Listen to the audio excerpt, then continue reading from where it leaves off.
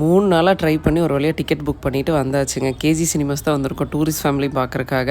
அதாவது கிட்டத்தட்ட 3 நாளாக ட்ரை பண்ணிகிட்ருக்கேன். எந்த தேட்டர்லேயுமே டிக்கெட் இல்லை. எல்லாத்துலேயுமே வந்து அது மீறி கிடச்சாலும் ரொம்ப கீழே அந்த மாதிரி தான் இருந்தது. இன்றைக்கி ஒரு வழியாக புக் பண்ணிட்டேன். சாட்டர்டே நைட் 7:20 ஷோ தாங்க புக் பண்ணியிருந்தேன். எங்கள் வீட்டிலேருந்து கரெக்டாக ஒரு ½ hour அந்த மாதிரி ஆகும் கேஜி ரீச் பண்ணேன். ஸோ ரொம்ப நாளுக்கு அப்புறமா வந்து உண்மையாக சொல்கிற ஒரு நல்ல படம் பார்த்த ஒரு ஃபீல் கொடுத்தது. எல்லாருமே வந்து ஃபேமிலியோட கண்டிப்பாக போய் பாருங்கள். நல்ல ஒரு என்டர்டெயின்மெண்ட், ஒரு லைனில் சொல்லணுன்னா என்டர்டெயின்மெண்ட்டாக நல்ல ஒரு ஸ்ட்ரெஸ் ரிலாக்ஸாக ஒரு பியூட்டிஃபுல்லான ஒரு மெசேஜ் இருக்கிற ஒரு மூவினா ரீசெண்ட் டைம்ஸில் பார்த்த ஒரு பெஸ்ட் ஒன் டூரிஸ்ட் ஃபேமிலி.